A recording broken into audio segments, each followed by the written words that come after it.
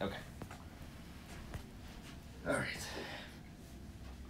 So we're doing this on YouTube Live. We ran out of card space on our card for the camera, so we'll do it live, and then I could always play with it after. Sounds good. So this is a special treat for anybody that wants to go onto our YouTube channel, and I'll share it to you, so you can post it on Facebook and do all those fun things. So I'm here with Ed Mackoul from Mackoul & Associates, insurance broker extraordinaire in the New York City area. I'm Mark Levine from EBMG LLC. We're a property management company. Extraordinaire. Thank you. I appreciate it. So what we did a few videos today, but what I wanted to talk about was water loss, and you have a lot of experience with this, and I don't want to step on your toes, but you could explain the differences between the different types of water loss and the types of insurance coverage, or what we should be looking for. Absolutely.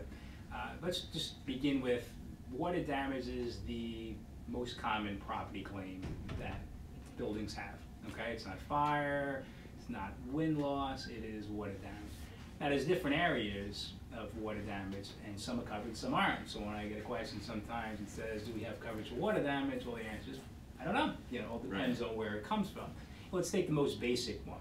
The most basic one, and the one we see most often, is a pipe break or a pipe leak. Okay, buildings get older, pipes get older, things leak.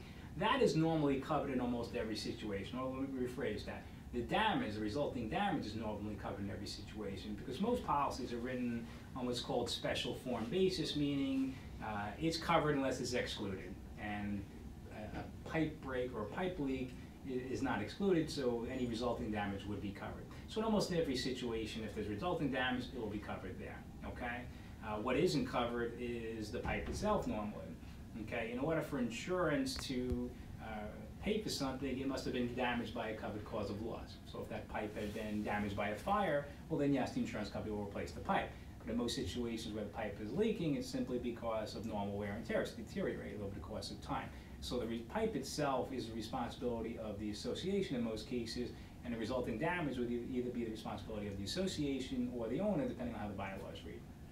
Okay, that's number one. Number two, you have water backup. Okay, it could be due to a couple of different reasons. It could be someone stuffed something down there. We've seen people stuff dolls down there. We've had people stuff, throw rice and stuff out there, and then causing a backup. It just could be something where rain overflows and the sump pump can't handle it. Water backup is normally something that is excluded from an insurance policy. Now, in almost every case, if you're dealing with a broker who understands the issues with co-ops and condos, they will buy that coverage back. Okay, it may be $25,000 coverage, it may be up to the building limit, but normally there should be coverage. But again, it starts off being excluded, it needs to be bought back. And in that case, the same thing applies there. The insurance would cover the resulting damage. So if the toilet overflows, causes damage to the floor and some of the units below, depending on what the bylaws say, the insurance would respond, whether it be the homeowners association or the owner itself. Now again, with the owner's insurance policy, the same thing applies there. As it's normally excluded, they have to buy that back. So if they did not buy water backup coverage back, they will not have any coverage. Okay. Let's take another situation. We see this more and more as well. You have either leakage coming in from the roof or from outside. It could be raining and the wind has driven the rain and it's gotten in through the facade. And people ask, well, we've taken damage to the interior of the unit, is that covered? And in most cases, the answer is no, okay? Most insurance companies, I'm not saying every one of them, but most insurance companies have terminology in the policy that says they do not cover resulting damage to the interior of the building unless the roof or the exterior has been damaged first. Okay, so let's say we have a hurricane damages the roof, and because now there's holes there, the water flows in and causes damage. Yes, in that case, the damage would be covered because the hurricane is covered, it's caused damage to the exterior. And on the flip side, what wouldn't be covered? Well, we have a facade that has holes in it, it's raining, it's wind-driven rain, it gets in through the facade, causes damage. Most insurance companies are not going to cover that because there was no damage to the exterior first. Okay, and that's the part that gets confusing. And another situation we see all the time is underground water. Okay, or it could be any pipe actually, whether it's underground or within the wall. It's leaking. Insurance covers something that is quick. Okay, there's a trigger, the pipe burst. Okay, we have damage from that. What insurance doesn't cover is water leakage or seepage that's continuous from 14 or over the course of 14 days or more. Okay, so if we have a pipe that's been leaking for 3 months, we discover it now, insurance isn't going to cover the resulting damage. Okay, there was no quick trigger there. This is considered a maintenance issue. Okay, so not only would any of the resulting damage not be covered in that situation, but what's not going to be covered is the insurance company isn't going to pay for you to rip up that wall to get to that pipe to fix it. Okay, so the association would be on their own to pay for those costs. And there's actually some building systems that we have that are hooked up to the boiler, but they actually detect water loss in the building. So this is actually kind of a good way into seeing exactly when it started. Right. You know, because we'll get an alert saying that if the threshold is 50 gallons a day, just as a marker for loss, but it's suddenly 400, then we know there's a water leak. We go hunting, and if we hit those 14-day periods, it sounds like we'll be in better shape than not. Right. If you discover it, and we discover, again, there has to be resulting damage. So if it's something where you may have a leak and a small leak, and you may discover it within 10 days, but if there's no resulting damage, the insurance company doesn't pick up the cost. Because the pipe isn't covered.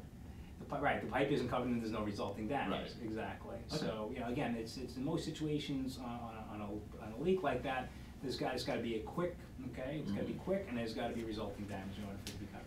And then they pick up the cost of, okay, we got to rip up that wall to get to it, or rip up the floor to get to it. And we've had a claim last week where there was a pipe underground that's been leaking for a couple of months, and didn't cause any damage. They had to go in, rip up the concrete to get to it, you know, get to the pipe, fix the pipe. Well, there's no coverage on the pipe, there's no coverage to rip up the concrete, there was no resulting damage, okay? So there was no coverage on that one. And that's where people get confused. So yes, almost every policy has coverage for water damage. The question is just how much of it is going to be covered. Well, I'm glad insurance is a confusing thing, so it's good to have you that could dissect it and go through it and tell you what is and what isn't covered. Thank you, Mark. No problem. To understand it, to not be in that industry, it's like you're in a minefield. You know, like what's covered, what's not covered. Preventative maintenance is, you know, somebody's at fault. Personal coverage, building coverage. So. My job is still easier than yours. Nah. Property management firms have it difficult. Well, but you still get those calls on the weekend. You know, there's a problem. We need to put in a claim. So it's not, nobody's scot-free. That is true. Yeah. So all right. So do you feel like you covered all of the water losses that are possible? I think so, other than flood. And insurance companies have different definitions of flood. So what would a flood be? A flood would be basically a natural body of water in most cases, okay? Whether it be rain or a lake or a river overflowing. The typical insurance company will have that definition and will cover seepage outside. Now you take a building that is near water and they can't get flood coverage through their insurance company, they have to go through National Flood Insurance or FEMA. Their definition of flood is different and what they cover is different. So it's a little bit different, it's a little bit more restrictive. But the insurance companies in those areas, which are considered high risk, won't provide flood coverage. Cool. All right. I think we've exhausted water. Which is a good thing. All right. So Ed, you want to tell everybody where they can reach you? Absolutely. On the web, www.mackoul.com. That's spelled M-A-C-K-O-U-L. Email is ejmackoul@mackoul.com, and phone number 516-431-9100. And I'm Mark Levine. You can find us on social at EBMGLLC, and you can email me at mblevine@ebmg.com. And we look forward to hearing from you, and contact Ed for all of your insurance questions and needs. Thank you, Mark. My pleasure.